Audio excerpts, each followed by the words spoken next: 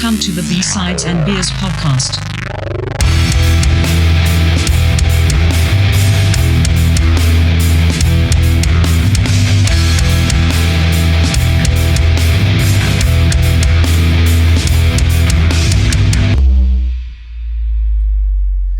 Welcome to B-Sides and Beers, episode 34. Tonight we're digging into Tool's 1996 album, AEnima. How are we tonight?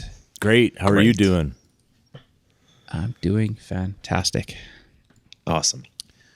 Yep, just getting ready here. I got my family's taking off tomorrow for a 5-day camping trip, and I'm so excited that I get to stay home and get my to-do list projects done because I won't have kids under my feet. So that's exciting times, man.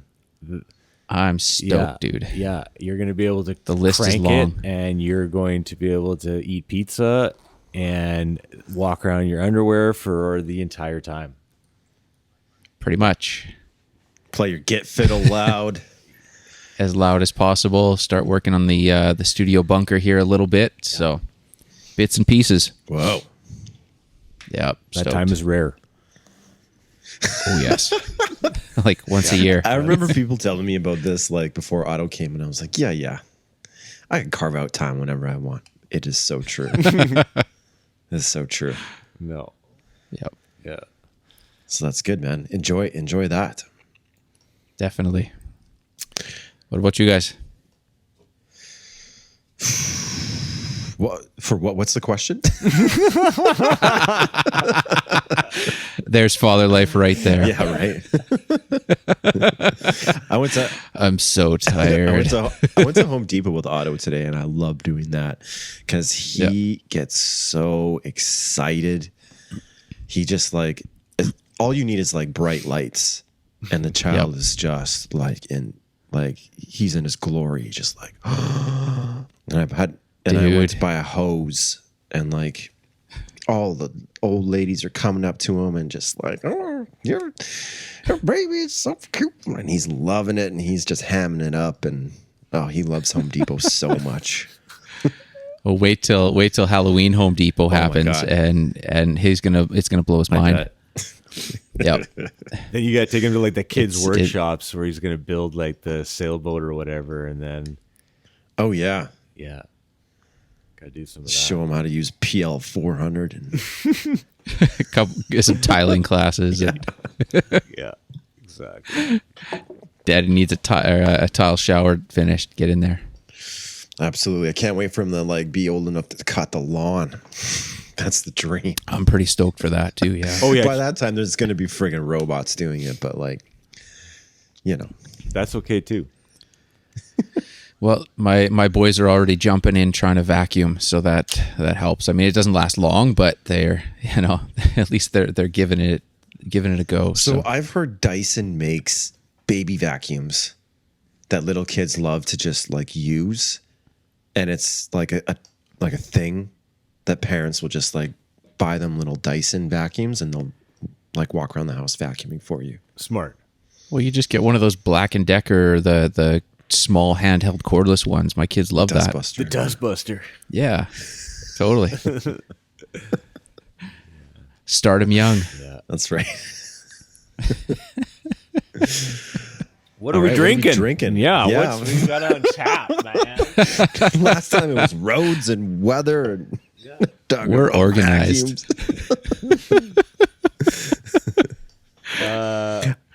Okay, I'll jump in there. Yeah, I've got a Whistler Brewing Company, a Butterfly Flower Lager. I saw that today. Okay, what a great can. It is. I have yet to see that one. Cool. Apparently, this is purple. The beer is purple, so I got a glass, and I just want to pour it out and just see what it looks like because. Ooh. Oh man, it's like if I could describe this, it's like magic. Yeah, like look at that. Yeah, I don't know if you guys can see it, but like pouring out, double rainbow. It's beautiful. That's so awesome. I'm gonna man. try some of that, and then I've got a House Sound Brewing Company Super Jupiter Mango ISA. Nice. An India Session. sour. No, session ale. I looked that up. Oh, Yeah. okay. Yeah. So 4.5% for that one and 5% for the purple beer, Prince beer. So I'll see how these go. That's what I got. Nice. Very cool. Nice. Yeah, it's funny. It's so rare that I pour beer or ale into a glass anymore. I just drink it out of the tall boy. So, how many of these things that we drink normally are secretly colored? We don't know. Just pounding that shit. It's green. Whatever. These they got something I don't even know about. I don't even. Could be something really cool I've never heard of. I don't know. Something cool I've never heard of. Absolutely. Well, I probably wouldn't have noticed it, but it literally says on the side of the can that the color is purple of peace, and that's the Wicked. Yeah. And it's not bad. Like it tastes different, like something I've never tried before. So there we go. Cheers to that. There we go. Look at that. Looks like a cup of Kool-Aid right there. That's exactly what it looks like. Say Now we're gonna go from the alcohol content race to the who's got the coolest color. Yeah, ale. there you go. There's the bar. It's been set. Purple beer, Prince There beer. you go. dang. Peace, brother. Drop your mic, man. I think you got it. Boom. Yes. What do you guys got? Go ahead, Dan. Fuck. How do you follow up this? Well, Bring it, man. Bring I got it. a Tofino Brewing Company. Dimension Ascension. It is a dry hopped pale, 5.5. The can is kind of it's kind of crazy. Got some northern lights and rainbows and red moons and Cool. everything that you can experience at Tofino, I would imagine. So high. Right? Yeah, man. So I'm working on that one right now. What else do I got here? I've got this one caught my eye, probably because of the color of the can. I have no idea what color the beer is, but this is Electric Bicycle Brewing Company. Don't think I've ever heard of them. And then in brackets it says insert art here. So Well, that's kind of lazy. yeah, well, you know what? I bought it. So Yeah, I guess. I judged this book by the cover. It's a maximum effort IPA. It is a 6.9, so I'm assuming it's a pretty decent IPA. I think that'll be my next one. And sorry, Dane, Nice. where's that out Tofino? of? Where are they out of? They are. I'm assuming Vancouver, but you know. Yeah, Vancouver, 20 East 4th, Vancouver. Right on. It seems like someone out of Vancouver made this, but it's probably super tasty.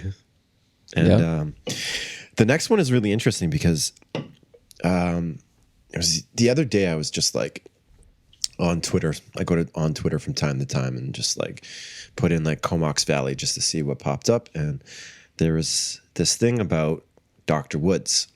And so Dr. Woods is the orthopedic surgeon in town. And he's even checked out my knee when I had like a thing going on with it. He's a pretty cool dude. Anyway, he's got a brew house out in Saskatoon. Oh, sorry, this is Regina, out of Regina. And this is his beer. So he's got it in the beer store that I go to. It's called Warehouse Brewing Company. And this is a Queen City Kolsch. And looks pretty cool. So yeah, Dr. Woods, if you're listening, I'm repping your beer, man. It better be good. Yeah. What do you get in return from an orthopedic surgeon for a plug like that? What's for free from an orthopedic surgeon that you would want? If I break my hip, then Free hip replacement. Yeah. no, but that 10% off. right? I don't know. Mike, what you Okay. got? Well, I'm gonna crush it this evening. This is probably one of the first podcasts in a long time that I haven't had an IPA. So, yeah, first I'm working on from Phillips Brewing Co. It is a Dino Sour Blackberry Sour Ale. It's a 4.2%. And they are out of Victoria. No, wait, that's wrong. It's Victoria Street, Government Street, Victoria, BC. Yeah, Victoria. Cool. Right arm. One of the coolest cans Yeah, that's awesome. I've seen in a very long time, and easily the best sour I've ever had. Do you think one artist? It's fantastic. Oh, sorry to cut you off there. Do you guys think that one person does all the art for the Phillips cans too? I haven't dug into it yet, but that's something that we should definitely get because into. it kind of seems like there's a common thread between those cans, almost. And maybe not every single one because I missed a few, but might be something cool to check out. But yeah, because those cans are always Cool. like eye catching. Absolutely. Yeah.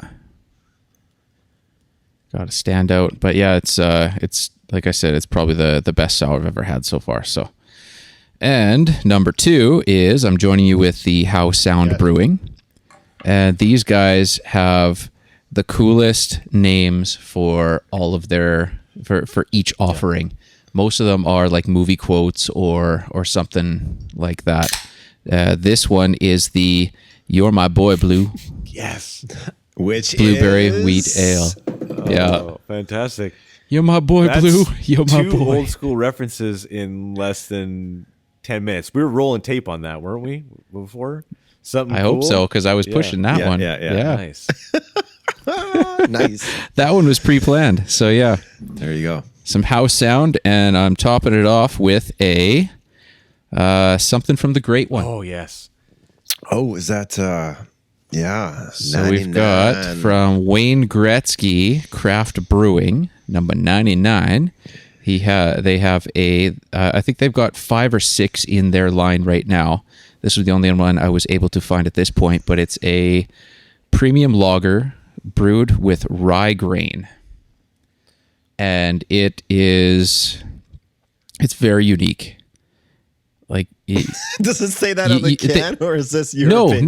no. This is just what I'm going Just through. like man. me, Wayne Gretzky. No, but just like me, Wayne Gretzky. It's great. Just like me. It is great, like the Great One. No, it's got malted barley and malted rye, and it's just very different, man. Really? Like I haven't had that I can remember a rye grain based. Is that like a Innocent lager? Gun, kind of like with the whiskey barrel and like the. well, that's aged- like a Scotch ale, right? That's more of a Scotch, I think. Yeah. I always thought it was anyway. And But yeah, so this is a Pilsner? no, it's a lager. it's a lager. a premium lager, and it looks like it's brewed in Kelowna. So. Oh, yeah. Really? So I contacted them a couple days ago to try and get one of the reps on the show, and so I got some emails and some back and forth to do here. So Oh, like, yeah. That'd be Are we cool. gonna get the great Do one. a deep dive. Get the great one on the. do a deep dive. Why not? Yeah, that'd be fantastic. That'd be I've still got a few of my Wayner memorabilia pieces. I still got my Wayne Gretzky doll.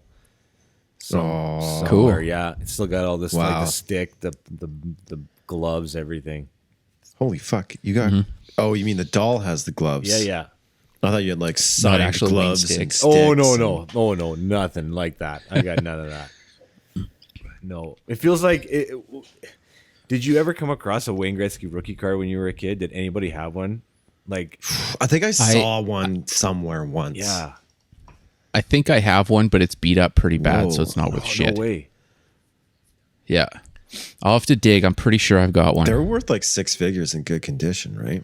in good condition. Mine is not good condition, unfortunately. Future you, is, Going back to being like 8 or 9, collecting all these hockey cards, thinking, when I'm 40, I'll be able to sell them all. And that was just right at the point where they were so mass produced that they're just not worth shit. yeah. Or if you can find the older ones, they're, it's tough to find anything that's not beat up. you put them in your like bicycle spokes because it sounded like a motorbike. Yeah. Yeah. All the time. Love that. Yeah, it was awesome. Have you seen one? Me? No, I don't Yeah. think I have. But it feels like it was like a white buffalo when you were a kid. Like somebody had seen one or somebody had one, or it was just like a rumor, right? That Yeah. oh, can I see it? Can he bring it to school one day? No, man, he's not gonna bring it to school. And then you don't even know if it's real. I mean, I think You don't even know. I think I had a Grant Fuhrer rookie card at one point. Yeah. Probably. I think I've got a Grant Fuhrer and a Ray Bork as well. Oh yeah. I think the Bork is in the best condition, but Yeah, I don't know. Have you guys thought like, Dane? Do you still have your comics? Do you have any comics left? You know what? That's hilarious. I was just thinking about that today, because we were talking about giving Otto some of our old toys. I've got all my old Lego that he's going to inherit and build wonderful masterpieces with. I have all my old comic books. So I used to have a giant collection. It was a regular sized bedroom wall, but just like the whole wall was like mostly Spider-Man, and it was the Tom McFarlane series. Yeah, I've got all those. Good. I have every single one, like in plastic bags, cardboard backed, just like pristine. And I'll probably give him the Otto when he's old enough. Nice. And he'll do whatever with them. But yeah, they're in a box at my parents' house. Cool. So I've been waiting. When I was a kid, I was like, oh, I can't wait. I'll have an office and I'll put them up in my office. And I'm like, nah. You can still do that, man. You got an office right there. You're sitting in your podcast studio. Absolutely. Dress it up. Dress it up. I could. And you know what? I mean, who hangs comic books on their wall anymore? Nobody. Not too many people. No one. That's what makes Comic it cool, book though. stores. Says the man drinking purple beer. I'm almost done it. Absolutely. Wondering what it feels like when doves cry. Oh, and when you guys were talking, I noticed that it comes with a free sticker too. So Oh man. look at that, just Even right better. off the can. So That's great. yeah. I got a question for you. We got to get to the album eventually, but Yeah. We'll is get there. the We'll get Kool-Aid there. Man the juice? Or I the saw cup? that. He's the He's cup. both. He's the jar. He's both. He's the jar, man. He's the whole But that shit entity. never spills. He'll like bust through a wall and a little bit spills out, and he's good to go. If he's both though, how is he so many different colors? He's only red. In different He's only commercials. ever red. Really? Is he? Didn't they have multiple colors I sometimes? don't think so. I don't remember. I just remember him red, but he's the same. He is the same entity. If you Oh, one, yeah. you can't have one without the Oh, other. yeah. Right? You can't have the jug without the Kool-Aid, the Kool-Aid without the jug. You got that's who he is. It's together. Yeah. That's my theory. I don't know what age-old I'm talking question. about. That's my theory. The age-old question. Yeah, I mean, like he's got to be like he's got to be both. That's like the Kool-Aid is his soul, the jar is his bones. Yeah. Well, I can go with that. All right, we're talking about Tool's second full release. This is going deep here from Kool-Aid to Tool. Having a Kool-Aid enema. Kool-Aid Enema. You know what's hilarious? I called this album Enema like up until yesterday, and like you sent me that podcast, which was great by the way, and made me nervous for tonight because they covered everything, like everything. It was like, okay, since someone's already done it, but I had no idea it was called Anima. Anima. Anima. Yeah. Anima. Yeah.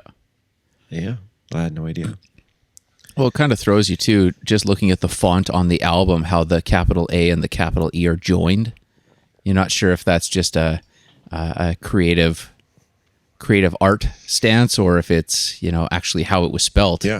And in 1996, which, who of us was digging into the dictionary to find that out? Right. It's not like we could Google it. No. the Webster's dictionary, the full collection, and the encyclopedias and the. Yeah. Yeah, I just thought it was Enema. But anyway, so what do you call it? A double entendre, double meaning, which is interesting because like this album, when I was 16, I took it so fucking seriously, and then just diving back into it, it's full of tongue-in-cheek kind of like, don't take us seriously. Even at one point, what's the name of that song? It just says read between the lines. And it's like the whole album is so, for me, it was life-changing. It was something which was really, really important as far as my growth into like, I guess, a different kind of music. And I don't want to call it like new metal or whatever was kind of happening during that period. It was the next sort of evolution of Tool. And like, I think a lot of us listened to Undertow. I know I did. And AEnima it was something completely different. They just got to that next level and it was amazing. A huge leap. Yeah, because you look at Undertow and then Opiate. The I guess technically it was an EP. Right. Going between those two, there wasn't a massive jump, and then you know a couple years later when they drop AEnima, it was a completely different world. Like they just opened up their third eye kind of deal. Yeah. So Yeah. I remember, and I think we talked about this before, but the video for Sober with the claymation guy, right? That was my first introduction to Tool, and I never had the album, but I saw that on Much Music, and like it kind of terrified me a little bit, right? Like it was something different, right? But it was a scary video, and I remember when this album came out, and you kind of nailed it, Dane. It's like, I think we all kind of have a deep appreciation for this album, right? And I think it's, for me at the same time too, it was like an awakening almost, right? Like it was like I found a totally different wormhole to go down, it feels like, and that's because of this album. And like I can't really say enough about this album, to be honest. But I agree with you too on the tongue in cheek, because it kind of messes with your brain because you get so ingrained in these unbelievably crushing lyrics and the, musicianship, which is off the charts. And then you go into something that is a, recipe for, weed cookies or whatever that is, right? Like, it's spoken in German to make you think it's like a Nazi connection, right? But a Nazi pep rally almost, or like that. Even that, I remember too, like that message from Harry Manback. Yeah, right. Absolutely terrified me when I was a kid. Like that that piano part with it. Yeah. Die. Yeah. Like I crush your balls. Yeah. Like, I hope you get cancer, or like you're going to get cancer. And like, it was just terrifying. Right. And like, I didn't know until later. I deal with the black arts and right. It freaked me out. But then, then they have like intermission music and stuff. And you're like, well, what is this? Like, what are the, and you dive into it. It's just, it's really layered, and so I'll stop gushing over it right now, but it just is, it was nice to go back to it and listen to it in its entirety. And that's what I love that, this podcast not makes me, but allows me to do, is to go back to these albums and love them all over again from the beginning. And, love it even more after doing more deep dives into it. Right. So no kidding. Yeah.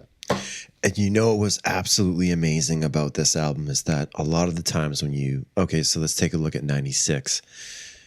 Grunge is kind of like dead, and there's some other, music which is popping up. There isn't really a name for it, but it dates itself, right? I can listen to, I don't know, you name whatever, fucking Limp Bizkit. I don't know when Limp Bizkit came out, but like that sort of new metal genre is kind of dated as far as like my personal preferences. But definitely. This week I put on, first track Stinkfist. Yeah. And I'm like, yeah, like it's just like it's powerful and it's not dated. It's like this amazing exercise in tension and release and beautiful and brutal and like all of the things that I thought were like, I mean, the hair on my arms is like raised already. Like, all the things as a 16-year-old that I thought was fucking amazing. And so many layers that you've never heard before. Exactly. In the same song. And Adam Jones's like tone is this like brutal, like it is crunchy, but like airy and like just this amazing. Danny Carey is, that one drum solo on, is it 46 and 2, where he just kind of like goes off the beat a little. I don't know what he's doing, but I remember thinking like it blows my mind every single time. Yeah. Like, and it's like when you listen to Tool overall, but really this album too, it's so tribal. Like it's just, there's so much tribal stuff. It's like you're in the jungle sometimes, right? Like it makes me feel like that with Tool. It's just like, it's so hot and you're out there in the jungle and then you're listening to that music. But yeah, Danny Carey's, you know what I'm talking about though, right? Like it just has that feel to it. Like it's smoky outside. Jungle, maybe. Oh yeah. Yeah. It's slowly moving. Good morning, Vietnam. Yeah. Man, I lost my train of thought. But yeah, no, Danny Carey, unbelievable. He's another guy actually who is always in my drumming magazines when I was growing up, right? So I got lots of exposure to him, which was nice, and then kind of a little bit of a gateway to Tool from there. But unbelievable. In my top 5 of drummers of all time, 100%, hands down. Always has been. Definitely. Yeah. And even looking at his fills are unreal, where he's doing these full kit. Like he's hitting everything on his kit in a certain sequence, and that's just the fill before he goes into something that's even more crushing or more intricate or more. And it's effortless for him, right? Like when you watch his videos of his live stuff, or even like his like Vic Firth videos, it's effortless. And like you watch him play Stinkfist, and he barely moves, right? Like he barely does anything, and it's cool too, because I didn't know that he played the like opening part of Stinkfist on like electronic drum pads. So that's just him playing it in concert. And and it kind of adds another cool factor to it. So that's actually a good segue, because it's interesting. You said he doesn't really move when you watch these demos, and I've seen them twice.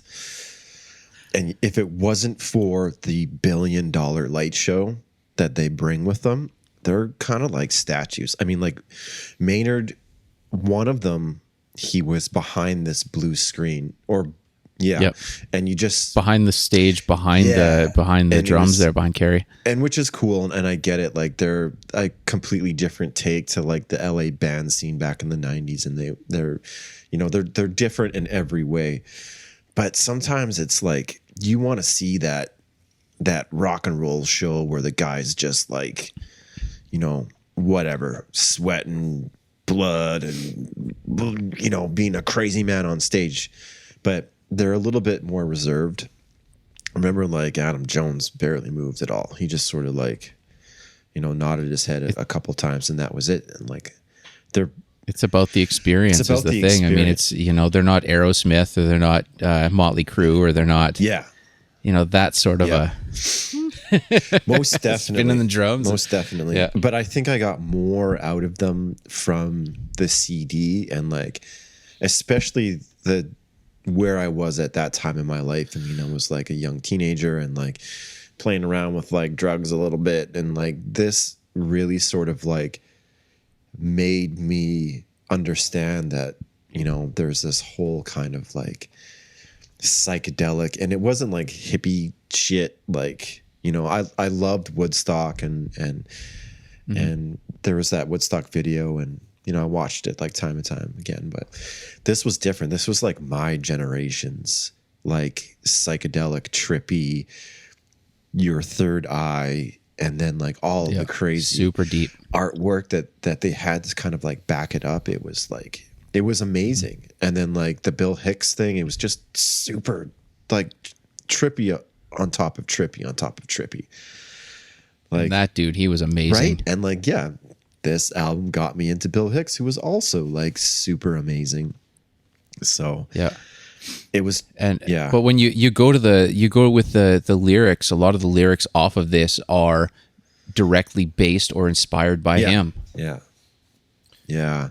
But the lyrics they're unbelievable, right? When you actually pull apart the lyrics, and you know, they're beautiful, right? Like, it's just, that's kind of the only way to describe this whole album and to describe the lyrics. It's just, and there's also, if I want to overuse the word beautiful, there are some beautiful guitar chord changes in this album, and there's like, I can probably pick out maybe like 4 or 5 that still give me like the goosebumps too, right? Like, and I feel this is one album that I feel like, I don't know if you guys have these albums that you need to listen to it as loud as you possibly can for that moment, right? And this is an album that I feel that needs to be absolutely listened to at maximum volume, right? And it just on big proper speakers, right? And it is, but it's also like dynamically unbelievable, right? Like the dynamics that they use and the crescendos that they use in this, it's almost like I don't even know how to describe it, right? Because I find that not a lot of bands are that way, right? They don't show contrast in loud to soft, and it feels like it adds so much of a different element. But just the crescendos and the things that they do, and then the you know, the polyrhythmic things. Tool's on another level for me, right? Like that band is just on another. They're a step up from, you know, other bands for me. Especially what was happening during that time, right? Yeah. I mean, there was a lot of like, you know, loud, soft, distorted, clean, clean, just sort of like very binary stuff. And like, again, I said this was like an exercise in tension, and like from you know, like Adam Jones, like playing the, what do you call that space between the nut on the guitar and the machine heads, like the bring. Just like playing that to lead up into, you know, another guitar part, which like gives Maynard this opportunity to sort of just, you know, like, anyway, it's just like you are, and the videos mirror the same thing, where like I was watching, I think it was Stinkfist, I forget, and like it's this kind of clay looking thing, and that from the forearm to the hand kind of drops off the figure, and you want to see it fall on the ground and break, but it doesn't. You're just like and like that's the whole album, until like it seems like Maynard just lets you experience that until he like unleashes his power. I sound like such a geek right now, but like it's true, man. But it's so bizarre. It's so bizarre though that they don't write the songs in the same room too. So I mean, you have to be on this same page where all the music's done, and then they send it to James, and he does his thing. Yeah, it's unreal. Absolutely. And it's funny, I mean, it's almost like they've still kept to the same formula, because they released an album a year and a half ago, 2019, Fear Inoculum, or Inoculum. Wow. I didn't even check it out, because it's like it's I don't know what it is. It's not like it's redundant. But I know what it is. What's that? It's like trying to start like page 1 on reading War and Peace. It feels like it's the start of like, So yeah, daunting. it's daunting, man. Like it's taking that first step on Everest. It feels like if you're going to dive in, you're not just like playing the most listened to song on the album and leaving, right? You can't do that. Yeah. You got to dive in and you got to have time for it. You got to be able to kind of dissect it and take it in. You don't just throw it on, it feels like, and let it go in the background. But that's why I think I don't know, it's a journey. So you got to be ready for it. And it feels like we're too busy these days to just kind of get, right into that. That's one theory on it. But yeah, I think know. you're right. Yeah, I think you're right. Because at face value, you're like, I mean, it sounds kind of like another Lateralis sort of, I don't know. But I think you really do need that time to play it loud. And like, when can you do that these days, right? And just to like be in the moment and not have your phone out looking at shit. And we were afforded that opportunity when we were 16, right? We just put it on the disc in our Discman, put our headphones on, and then we tripped out or whatever we did and listened to it. But now it's like, it's maybe, yeah, you sort of have to make that time for it, I guess. Well, I mean, what did you guys think of 10,000 Days? Well, this is where I'm fortunate with the job that I have, because I can just listen to an album front to back in the span that I'm out walking and delivering, right? So, and with their latest one, I didn't enjoy anything other than the last song.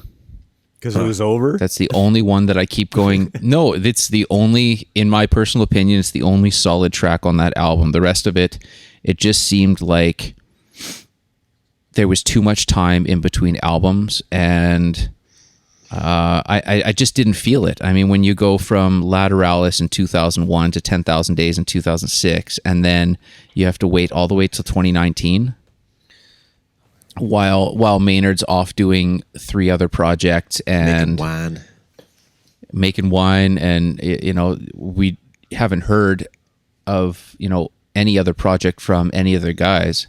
So it's like, what are you doing for all that time while you're dealing with all these legal issues, and you can't release an album because you got back and forth lawsuits between record companies and all this other crap. So when they finally got it out, it just didn't feel, I don't know, it felt a little disjointed to me, or like the songs were longer than they needed to be. Even like almost all the songs on there are over 10 minutes long. Actually, all the songs except for one that's like 10 minutes 20, 11:53, 12:44, 13 something, 15 it's something. It's a prog record, man. It's a prog rock record. If they even, no, because I mean, even if you scale down to what was on Lateralis or on AEnima, I mean, if you scaled them down to a 5-6 minute song, it would have captured better, I think, or it would have, like, it was just too long of not really doing anything. When you look at AEnima, and sure, it's a 6-minute song, or sure, it's a 13-minute song, but it has a lot of different layers and passages, and you're running away from some claymation and fucking crazy thing. Yeah, totally. And maybe too much of a perfect circle bled into, I mean, I was sort of seeing that in 10,000 Days. I remember like being so pumped when I picked it up, and then like, yeah, it was about like maybe 3 or 4 songs out of it I would listen to again. Yeah. But yeah, I don't know. I just like, I had no urgency at all to listen to this latest one. And it's super strange because, I mean, this band has been so like influential and important in like, I guess, my palette of music. But I don't know. I mean, you can only have foie gras. How do you say that? Foie gras. So much until you fucking get sick, right? So yeah, I like 10,000 Days. I'm still okay with that album. Yeah, but I'm with you. There's probably like, you're like 3 or 4 songs. There's probably like 5 or 6 I could probably take on that album, and then that's good. But I when you think about it, you know, you've only got 5 albums over the history of this band, really, right? Like, and an EP. So, you know, and you're almost like 6 years between albums. And, you know, like Mike said, I mean, we got legal trouble, great, but like, let's figure it out and let's, you know, Right. you know, and it just feels like they went off and did, or at least Maynard did his own thing, and everybody else just kind of was living off the riches. Like, Well, basically, they were on complete lockdown. They couldn't release anything as under the name of Tool. Really? What happened? Yeah. There was a lot of legal stuff where they signed contracts early on with a certain record label, and then they had issues, financial issues, so they sold to someone else, and then they changed the name, and then they flipped to this, and they changed back to the original name, and then someone else bought it, and then they got under Sony, and then BMI, and all this other stuff. So it's just loops and loops and loops, and you know, it's lawsuits and counter lawsuits, and unreal, man. The amount like of they money were that they had to spend over that time. it feels like they were Ridiculous. so well established at that point that they could have probably pulled like the Twitter announcement that we're changing our name to this just to like stick it to the record companies. The symbol. Like, how badass would that have been, right? Yeah. It would have been awesome. I would have been in the front of the line for that next album, right? I don't know. It feels Yeah, like no yeah. band has ever done that before. It was just like, we got to stick it to the man because of this. We're now called X and Yeah. buy our albums. And this is what we're called from now on. I don't know. I don't think I think it would have been massive because their fan base are so ravenous true. that Yeah.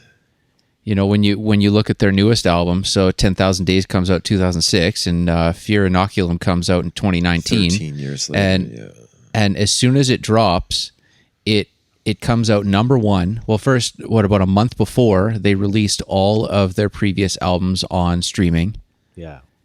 and then they dropped the new album, and it blew everything out of the water. Like, it was the biggest streamed, biggest sold, biggest whatever for, I don't know, a couple months, whatever. Like, it knocked out the biggest players, like a Taylor Swift or something like that. So, yeah. which is massive, having a 13-year span to, okay, now we're number one, and we're this somewhat obscure to the newer generation. You know, people that were born 13 plus years before had no idea who Tool was, and then all of a sudden, this explosion. It's unreal. Yeah, it's weird because, like, yeah, it doesn't really, I don't think that music really translates to this generation, or like, it doesn't seem contemporary. You know what I mean? Right. It seems dated. And I don't understand how something like that could debut, like, because, you know, all of us older dudes are like, yeah, fucking Tool, man. Like, Yeah. go wear our old shirts from 20 years ago and walk around the place in our underwear when we got time to do so, and listen to it loud when the kids aren't around, and like, yeah. Yeah. But I don't know. It's just, it's something that, like, I don't know. I feel like I've heard enough and I'm good. But it's nice to revisit, you know, something like AEnima. Did I say it right? AEnima. AEnima. Yeah, it was really nice. It was a really good excuse to just, like, listen to, you know, some fucking metal loud that, like, back in my eyes, I mean, back in the day, in my eyes, like, really meant something to me. Yeah. Right. Well, I think with Tool, they're going to catch another wave, you know, when eventually it has to get to a point where the frame of mind goes back to a certain point where people want to accept it, or their minds are open up enough to dig into that. I mean, every generation has their own thing, and every 10 years is a different wave of popular music, and things cycle through, and then one day it hits you. I mean, you look back at Led Zeppelin, they were done before Coda. They were done before, you know, we were born. Right. And then once we get to an age where we can understand what's going on and properly digest it, it's life changing. Fair enough. And I think that's what Tool's going to be in 10 years from now, kind of deal. Yeah, fair enough. I just hope they don't come back and 6 years later they're going to be like, it's the 30th anniversary of AEnima and we're going to play it in its entirety. I'll be like, I fuck don't yeah. think Coast they to would. coast. I would go, but it's really weird too. I mean, when I first got into them, you go back to you get it's like reading a book as opposed to watching a movie. So when you listen to this, you have certain ideas in your head. You have certain ideas of what the characters are like in the story or the depth of it. And then when you hear they're coming to your town to see live, it's like, I don't know if I want to change that idea and see them as humans, on stage. Yeah.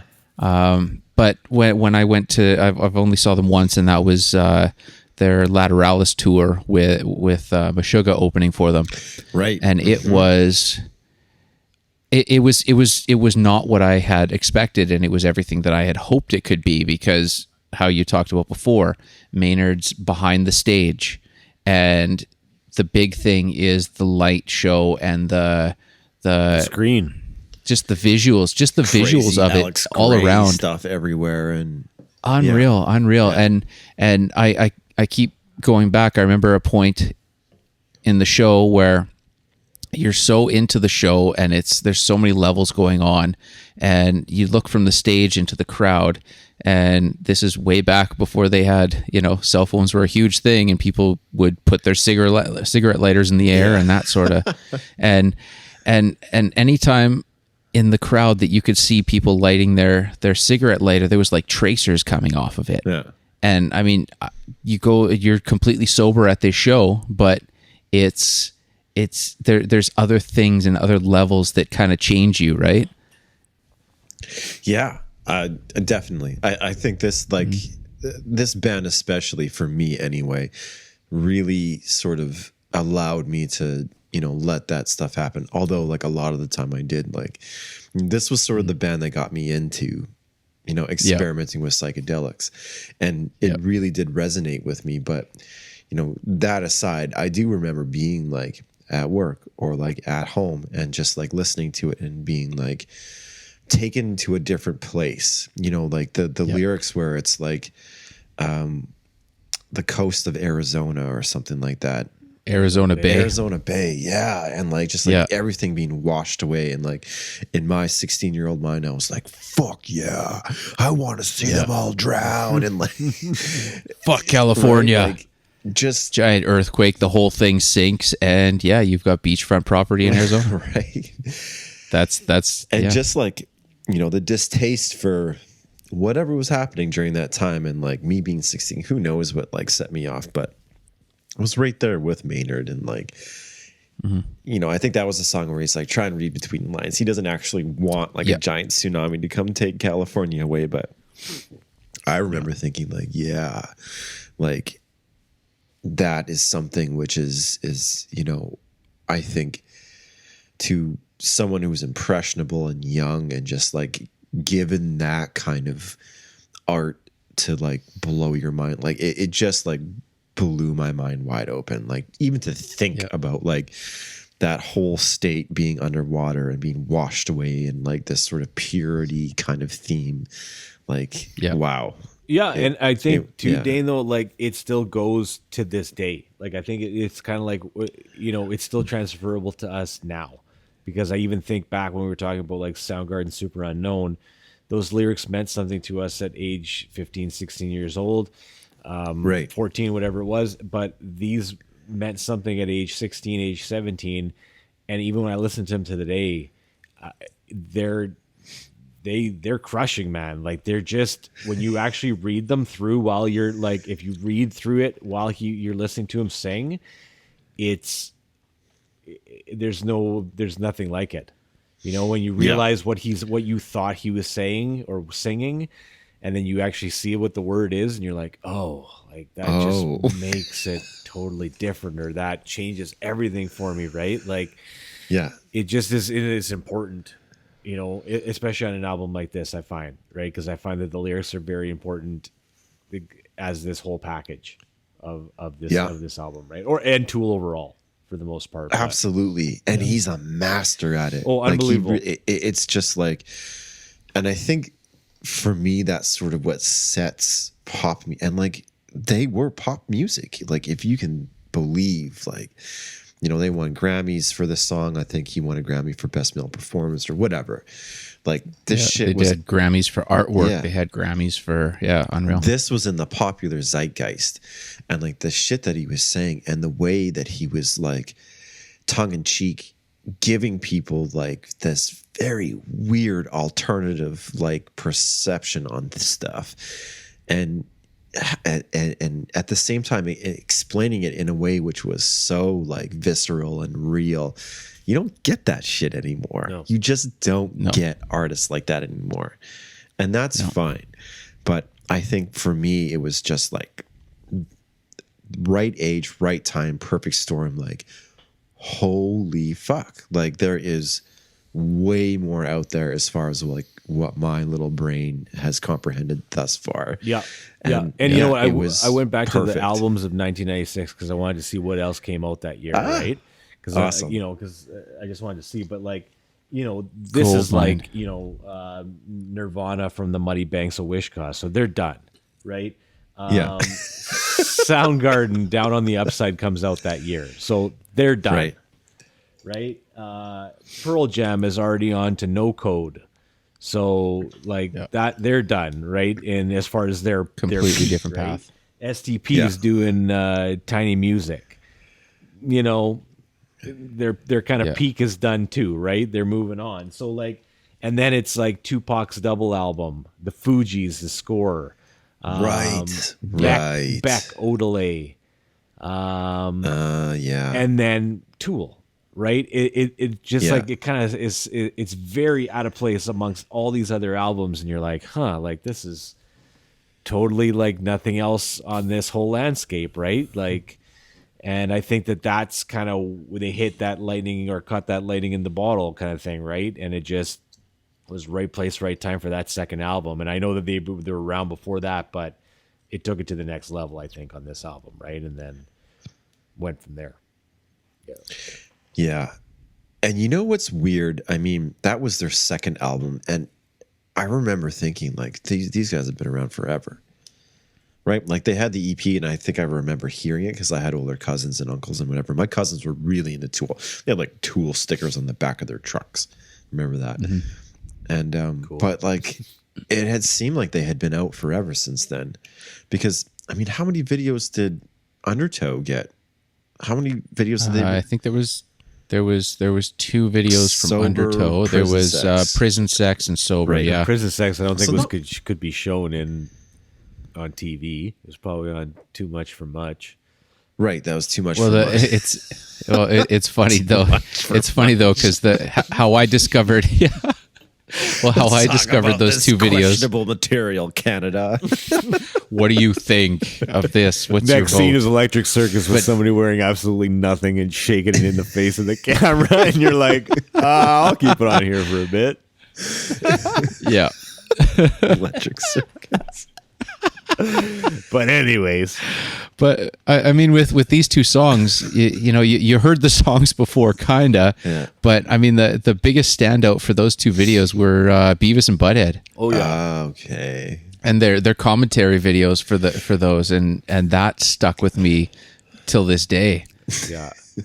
It just made an extra level cooler. Are those available on any streaming service? Have you seen them? No, but I have all of them on. I got a torrent thing that I found, and somebody did a whole collection of it. You can't find them on YouTube? I have all the videos. No, you can't. Oh, you got to torrent some of them, but not all of them. I have all of them. Wow. Wow, dude. How big is that file? It's pretty big. There's like two separate files. Yeah. Shareable? And someone's fucking Bitcoin mining off gigs. Of your computer gossip. Yeah. Awesome. I love that show. And like, yeah, that's, I mean, that is that time. Beavis and Butthead, crazy shit, smoking weed, just laughing it up. Yep. And Tool. Yep. Yeah, I know. Good pick. Good pick. It's another one that, you know, I think we've all listened to a billion times, but it's nice to go back to listen to it in its entirety. And I listened to it, you know, on different speakers. I listened to it with headphones. I listened to it in a couple different ways, and it was kind of cool too, because it even that AE even showed up on my truck like dashboard. It even had that symbol on it. Oh, cool. The font, yeah. Oh, yeah. Oh, I'm like, that's kind of cool. So, Well, what's the best way to listen to it? What's like, headphones what setup was for sure. Headphones was Yeah. the best way. Obviously, it was just like, yeah, but it was just neat to listen to it on different levels, right? When you're kind of going through these albums, but you know, another solid choice. It was fun to go back to it. Sweet. Dave Mustaine. Dave Mustaine. I kind of like. He's looking old, hey. Oh yeah, haggard. But I like how you said that thing was for like cleaning up sloppy playing. Yep. I thought it was like a capo or something like that, but I'd never seen that before. Capo Dave Mustaine. All right. No. This one's this one's a little light one for you. I gotta put the capo on. Yep. But the hair is still red, hey. He's like, he looks like a ghost with a beard. The reds, yeah, the white beard and the red do. Yeah. Goes with a beard. It's exactly what he looks like. And it's so fucking contrived because he's like, when have you ever seen that man with a Gibson guitar? Never. Right? Like, fuck off. About 6 months ago. 6 months ago, Gibson paid him a shit ton of money to sign on, and yeah, it's bad. And the only one that looks good out of the three models is one you can't buy, and that's the one that he has. Oh yeah. It's a specific custom shop one, and the rest of them are just crap. That's funny. That's funny. Oh, I like that one. I should buy that V. Oh, sorry, you can't buy that. Dave's got the only one. Dave Mustaine exclusive.